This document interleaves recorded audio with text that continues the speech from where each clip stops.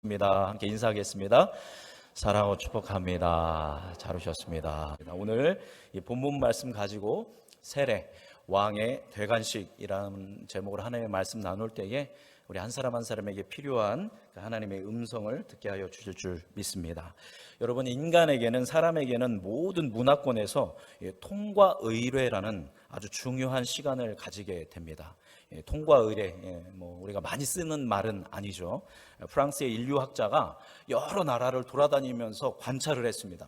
관찰을 했더니 어떤 장소를 옮길 때, 또 나이가 바뀔 때, 또 어떤 그 사람의 신분이라든가 직위가 바뀔 때 어떠한 특별한 의식을 거치는 것을 확인했습니다. 그리고 그 인류학자는 이것을 통과 의례다라는 제목을 붙였습니다.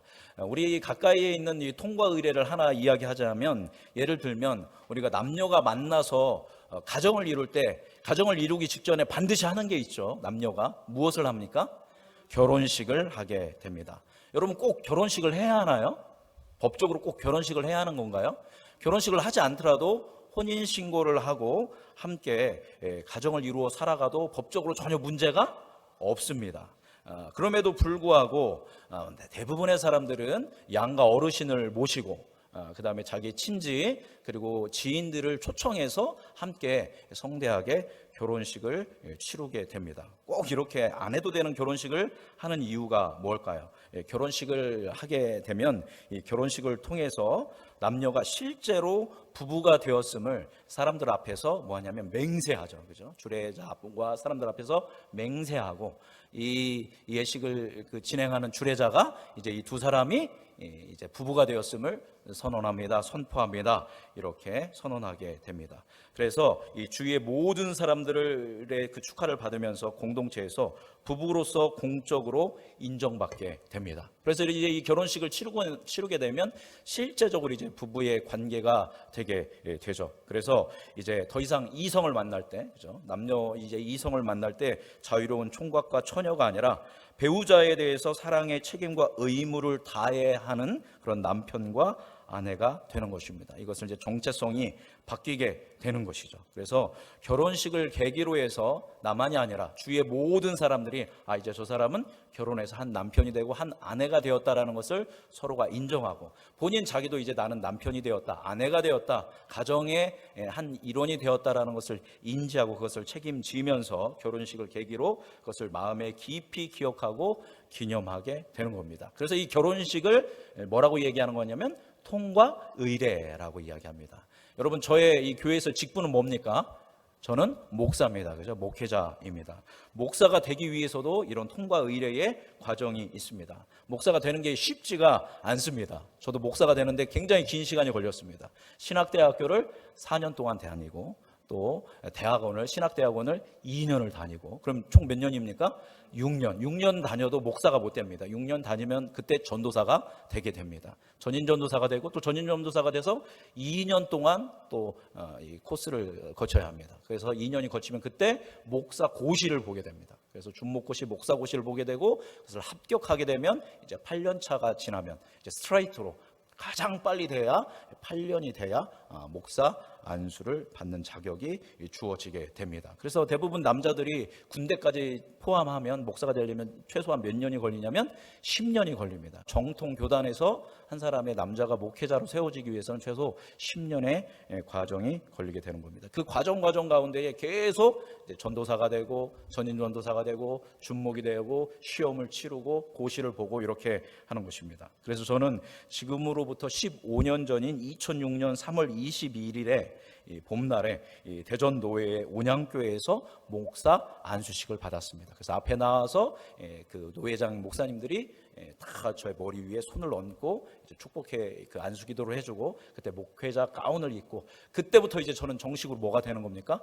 목사가 되는 겁니다. 그래서 모든 사람들이 저를 부를 때는, 기독교인들이 저를 뭐라고 부르냐면 목사님이라고 부르게 되는 것이고, 저도 이제 더 이상 이제 어떤 이제 전도사나 주목이 아니라 목사라는 의식을 가지고 이제 하나님을 섬기고 교회와 성도를 섬기는 자세로서 저희 정체성이 변화가 되는 것입니다. 이렇게 통과 의뢰를 통해서 우리는 우리의 마음을 다짐하고 또 새로운 정체성을 갖게 되고 그 정체성에 알맞는 삶을 우리는 살아가기 시작하는 것입니다. 그렇게 우리 인생에는 중요한 시점마다 이런 통과 의뢰들이 있습니다. 사람이 태어나면 가장 먼저 거치는 통과 의뢰가 뭡니까?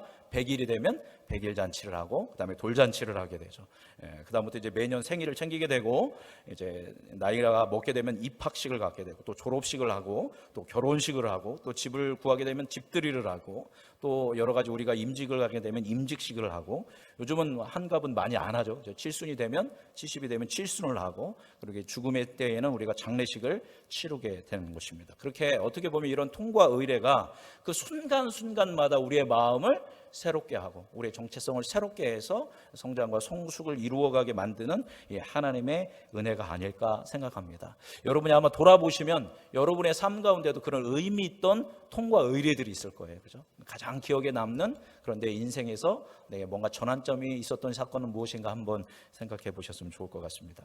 예수님께서도 하나님이시지만 동시에 예수님은 무엇입니까? 사람입니다. 하나님이시자 동시에 사람인 인성과 신성을 가지고 계신 예수님도 사람이셨기 때문에 오늘 본문 말씀을 보니까 아주 중요한 통과 의례를 거치시는 것을 볼 수 있습니다. 오늘 본문 말씀을 보니까 예수님이 어떤 통과 의례를 거치셨죠? 예수님이 무엇을 받으셨냐면 세례를 받으셨다라는 것입니다. 자, 그렇다면 이 예수님의 세례는 어떤 의미를 가지고 있는지, 우리는 이 예수님의 세례를 통해서 무엇을 기억하고 기념해야 하는지 함께 말씀을 나누도록 하겠습니다. 여러분, 예수님은 30살이 되실 때까지 사생애의 삶을 사셨습니다.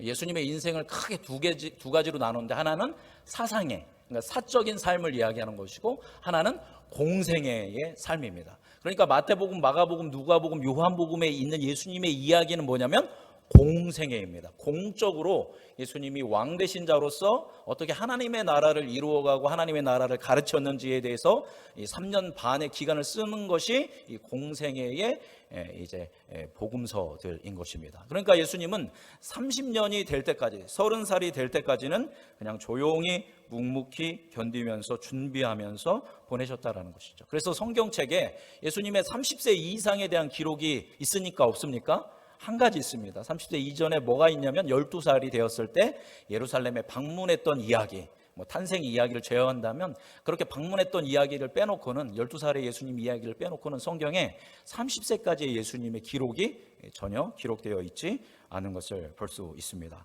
그러면 30세가 될 때까지 예수님은 무엇을 하셨냐? 예수님 30세까지 결혼을 안 하셨거든요.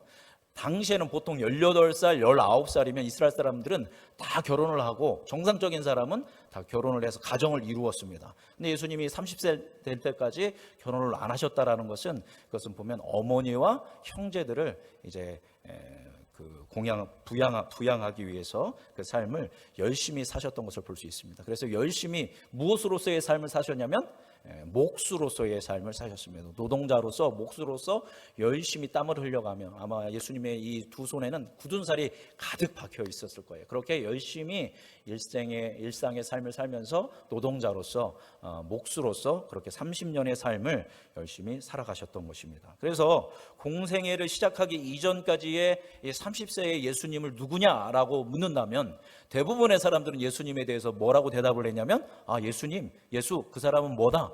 목수야 라고 이야기했습니다. 목수로서 열심히 살아가면서 어머니 마리아를 섬기고 또 동생들 잘 이렇게 양육했어. 아마 이 아버지 요셉이 일찍 돌아가셨던 것으로 볼 수 있습니다. 그래서 예수님이 그렇게 목수다라고 사람들은 이야기했습니다. 그런데 예수님이 30세가 되던 어느 날 갑자기 나사렛, 자기 고향인 나사렛을 떠나서 어디로 갔냐면 광야, 유대 광야로 갔고 그 광야를 흐르고 있는 무엇으로 가냐면 요단강으로 가게 됩니다. 자, 그렇다면 예수님께서 갑자기 이 고향을 떠나서 그 먼 길인 광야의 요단강까지 왜 여행을 떠났을까요? 그것이 오늘 본문 말씀 13절에 그 여행의 이유가 나와 있습니다. 우리 13절 말씀 같이 읽어보도록 하겠습니다. 읽어볼까요? 이때에 예수께서 갈릴리로부터 요단강에 이르러 요한에게 세례를 받으려 하시니. 자, 예수님이 요한에게 뭘 받으러 광야로 가셨습니까? 세례를 받으러 요단강에 가셨다라는 것입니다. 13절 앞에 보니까 언제라고 쓰여 있어요? 이때에라고 쓰여 있습니다. 이때에. 자, 그러면 이때는 언제일까요? 여러분 지난주 말씀 기억하시죠? 지난주 말씀 누구에 대해서 이야기했습니까? 세례 요한에 대해서 이야기했습니다. 세례 요한은 지난주에 말씀 나눈 대로 한창 세례 요한이 사람들에게 회개의 세례를 전파하면서 예수님이 오실 길을 준비하는 바로 그때였습니다. 이 세례 요한이 위대한 사람이었지만 우리나라 말로 한다면 어떤 역할을 하는 거예요? 예수님이 행차하신다, 물러거라 하는 역할, 또 예수님 암행어사 출도여 외치는 것처럼 예수님이 오십니다 라고 하면서 예수님에 대해서 사람들이 기대하고 집중할 수 있도록 준비하는 일을 세례 요한이 했는데, 주로 무엇을 통해서 이야기했냐면 예수님은 이렇게 대단한 분이다 라는 이야기와 함께 예수님을 맞이하기 위해서는 우리가 뭐 해야 한다? 회개하고 세례를 받아야 한다라고 선포했습니다. 그래서 수많은 사람들이 요한에게 세례를 받으러 왔습니다. 목이 곧고 교만했던 바리새인들과 사두개인들, 또 포악했던 군인들, 또 돈의 노예로 살고 있었던 세리들, 또 창기들, 그런 수많은 사람들이 빈부귀천을 막론하고 내면에 대해 내 안에 있는 이 죄성, 내 안에 있는 이 죄로 인하는 고통, 이 번뇌를 가지고 이것에 대해서 고통스러워하는 것을 가지고 세례 요한에게 왔던 것이죠. 그것에 대해서 이 죄 씻음을 받기 위해서 세례 요한에게 왔습니다. 여러분, 이건 굉장한 일입니다. 그죠? 사람들이 내가 죄인이라는 것을 인정하고, 내가 왜 이렇게 고통스러운 거지? 내가 이렇게 삶이 어려운 거지? 나의 마음에는 왜 이런 어둠이 있는 거지? 이를 봤을 때 내 깊은 곳에 뭐가 있는 거예요?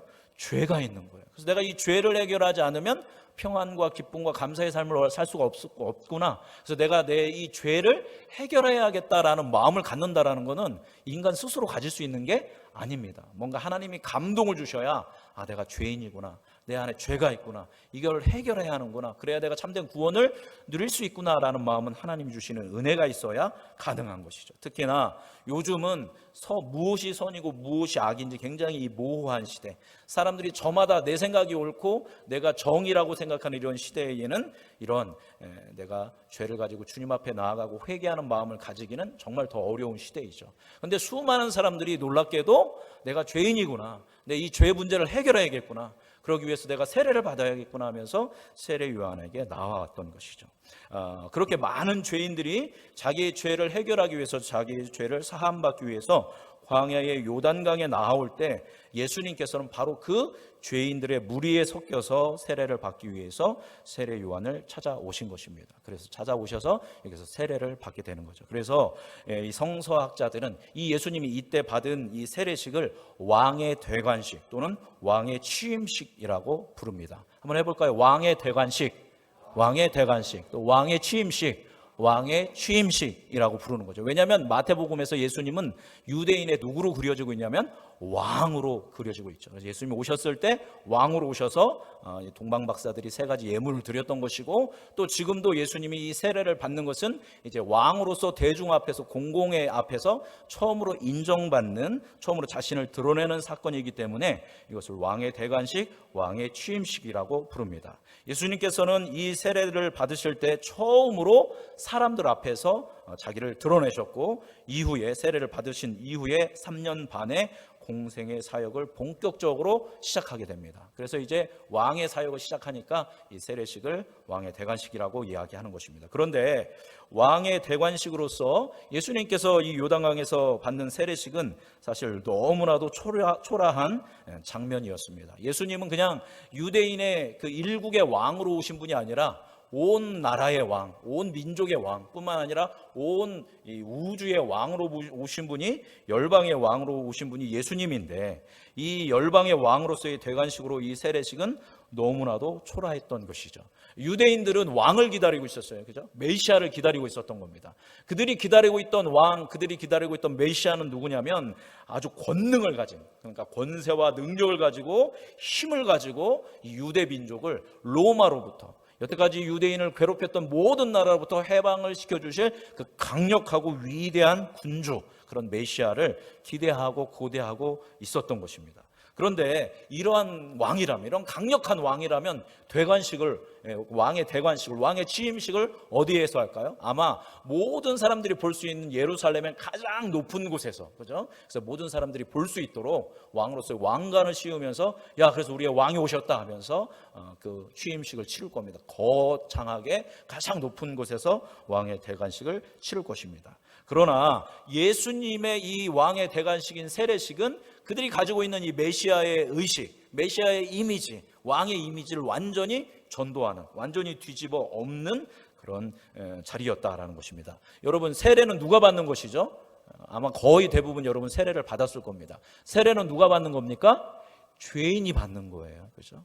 아무나 세례를 받는 게 아니라 나는 죄인이구나 라는 걸 인정하고, 그래서 난 누가 필요하구나, 이 죄를 해결하기 위해서는 예수님이 필요하구나 해가지고 예수님의 보혈을 상징하는 물로 씻음을 받는 것입니다. 그래서 세자가 씻을 세자이고 레는 이제 의식을 이야기하는 거예요. 씻는 의식입니다. 그러니까 세례는 누가 받는 거라고요?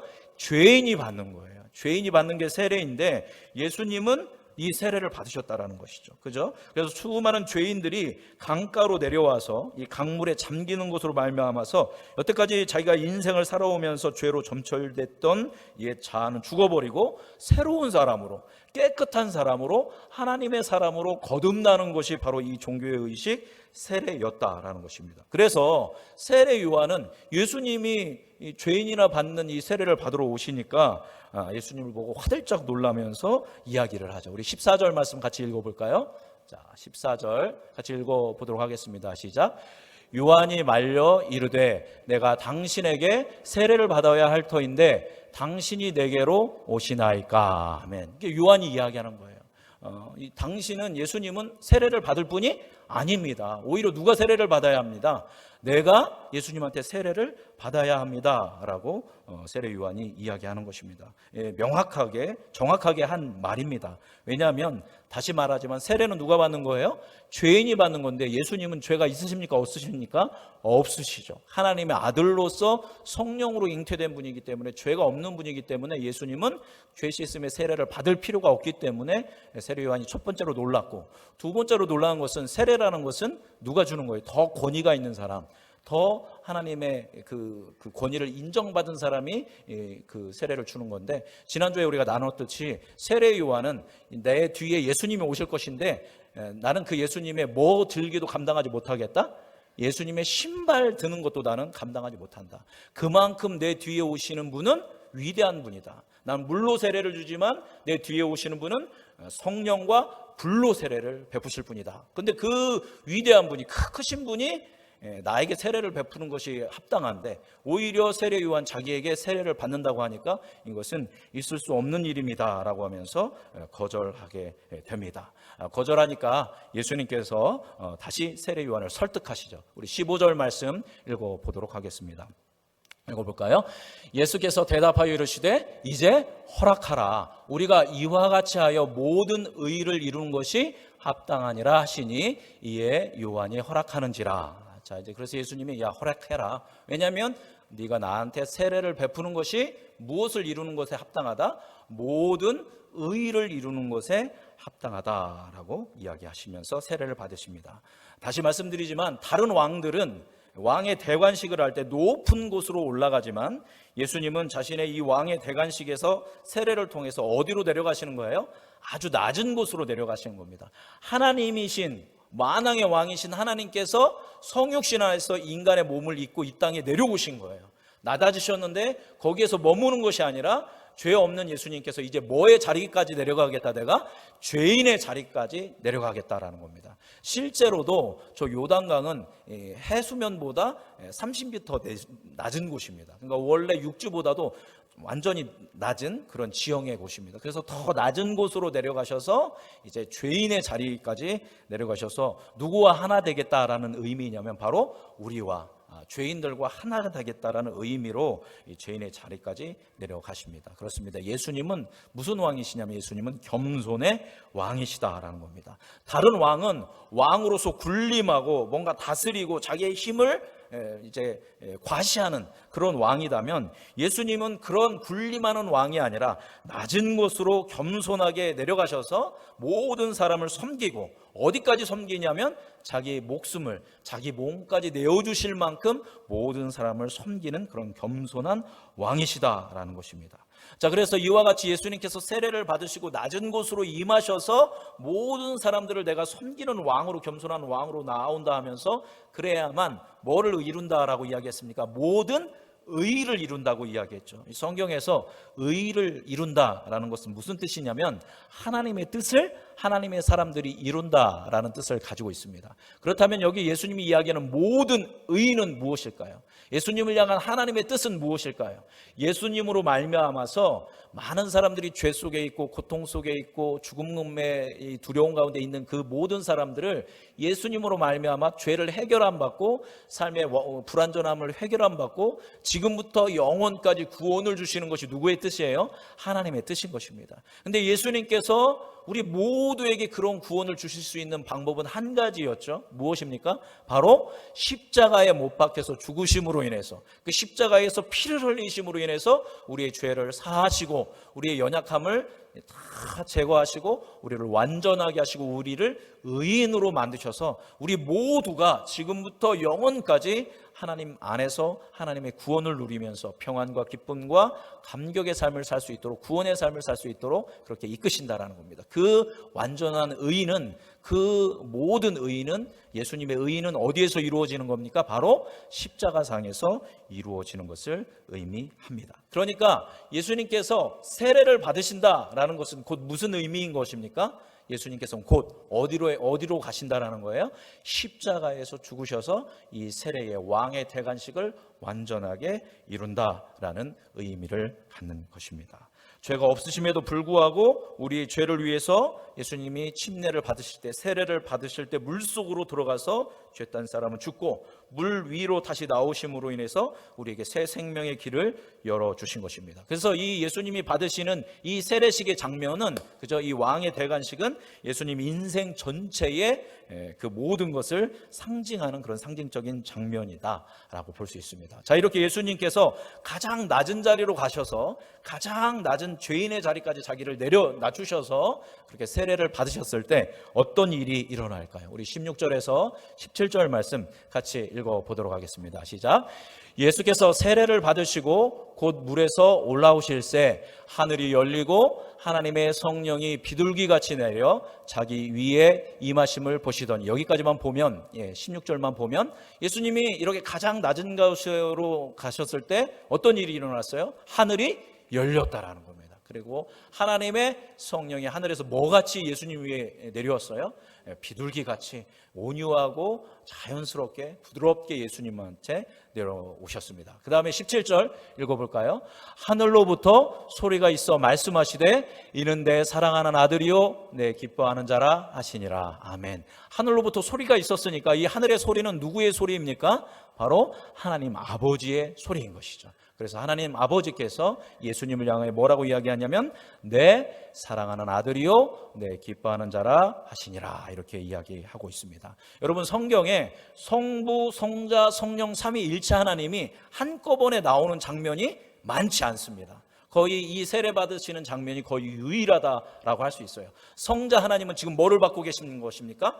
겸손한 왕으로 가장 낮은 자리에서 우리를 위하여 세례를 받고 계시고, 성령 하나님께서 그 성자 하나님께 뭐 하시고? 임재하시고 강림하시고, 성부 하나님께서 하늘에서 이는 내 사랑하는 아들이요 내가 기뻐하는 자다라고 하면서 모든 이들에게 하나님의 선포를 하고 계시는 것입니다. 이게 모든 사람들이 세례를 받을 때 일어났던 일이 아닙니다. 오직 누가 세례를 받을 때만 이 일이 일어났어요? 예수님께서 세례를 받으실 때만 이 일이 일어난 것입니다. 그러니까 역설적이게도 예수님께서 세례를 받기 위해서 모든 것을 내려놓고 가장 낮은 자리, 그 가장 죄인의 자리까지 내려가셨을 때 예수님은 우리와 동일한 분인 줄 알았는데, 그죠? 죄인으로 내려오셨으니까 우리와 동일한 분인 것 같은데, 모든 사람들과 동일하게 세례를 받으시는 줄 알았는데, 알고 보니까 그분은 우리와 전혀 다른, 전혀 구별되는 분이셨다라는 겁니다.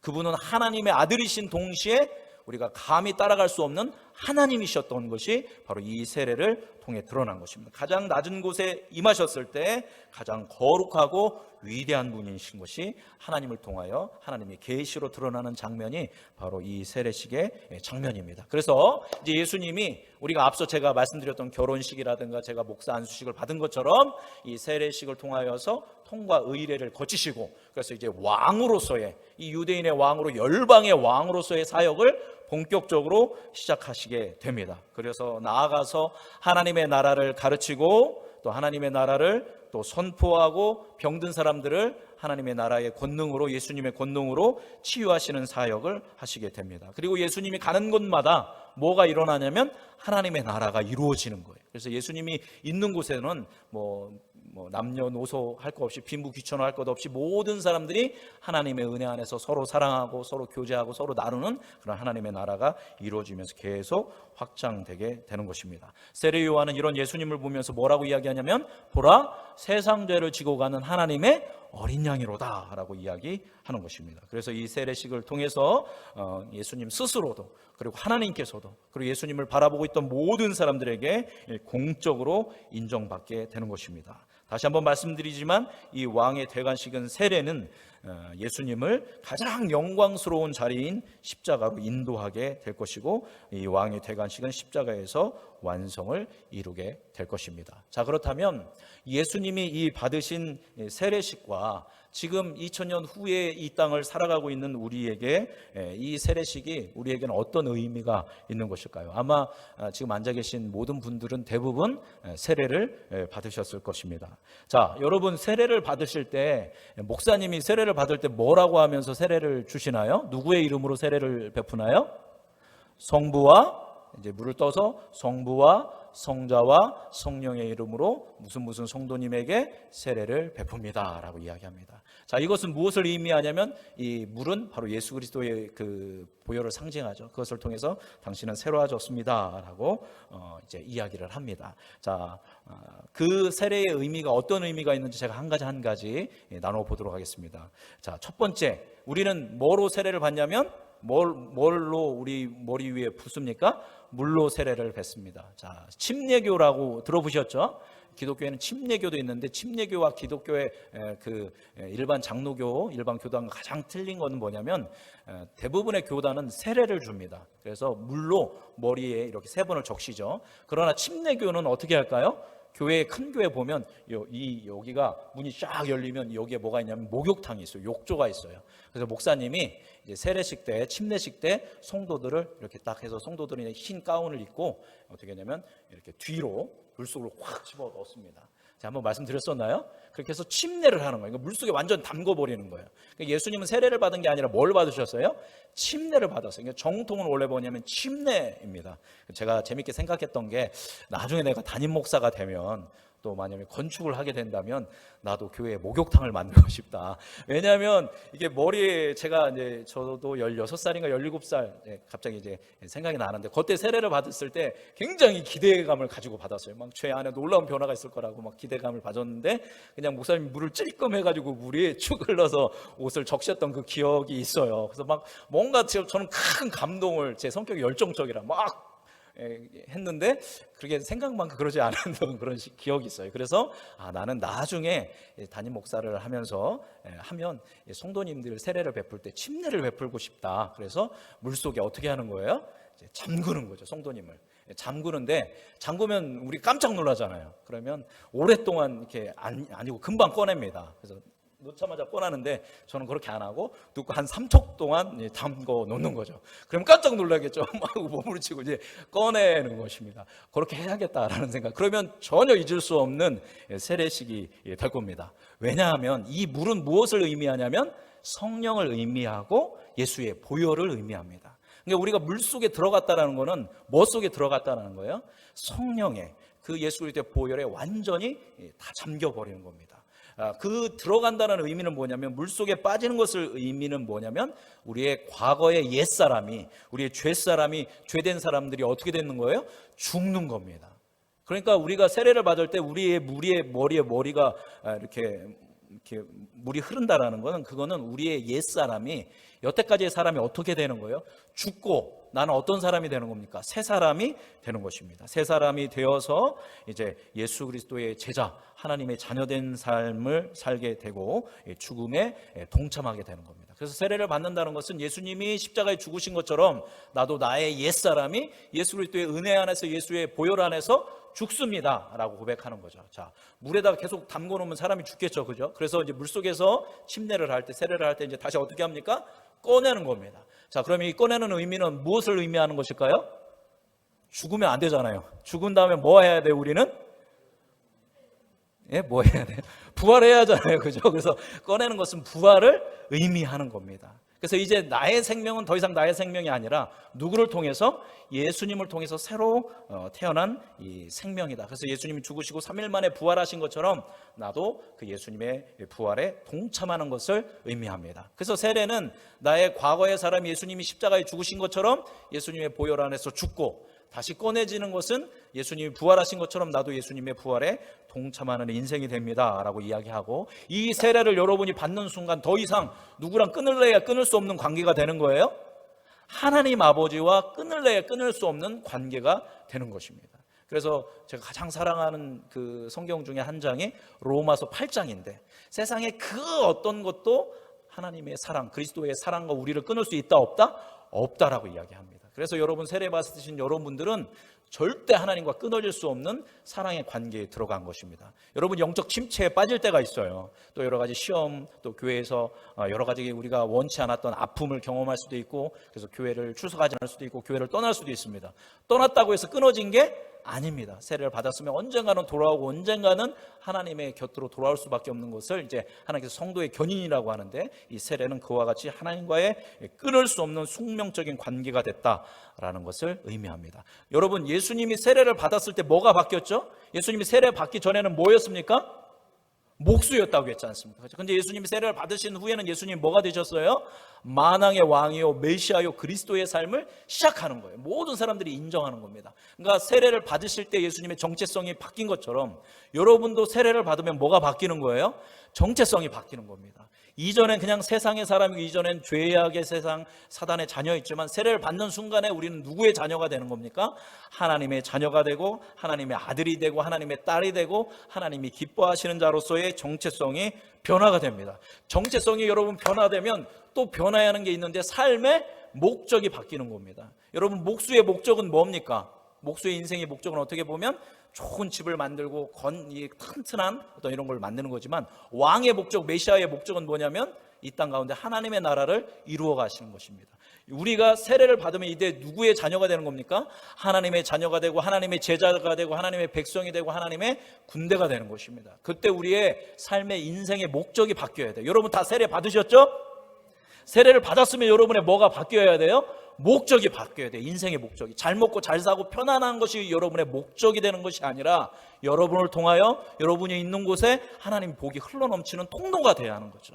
여러분을 통해서 하나님의 나라가 이루어지게 해야 하는 거예요.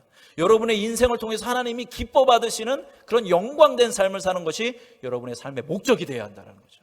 그런 목적을 가지고 여러분이 살아갈 때 하나님께서 여러분에게 뭐를 공급하실까요? 성령의 충만함을 허락하여 주시고, 여러분이 능력 있는 삶, 여러분이 베푸는 삶, 여러분이 풍성한 삶을 살 수 있는 그런 힘을 하나님께서 공급해 주신다라는 것입니다. 그와 같이 우리가 세례를 받는다면 우리의 삶의 목적이 바뀌어야 한다라는 것입니다. 이것이 지금 2000년 전에 예수님께서 세례를 받으셨는데, 그 받으신 세례가 우리와 연결되는 어떤 그 점이다라는 것입니다. 성경의 육체의 할례가 참된 할례가 아니라 뭐의 할례를 받으라라고 이야기하냐면 마음의 할례를 받으라 했습니다. 여러분, 종교적인 세례가 전부가 아니라 우리의 뭐의 세례를 받아야 한다는 겁니까?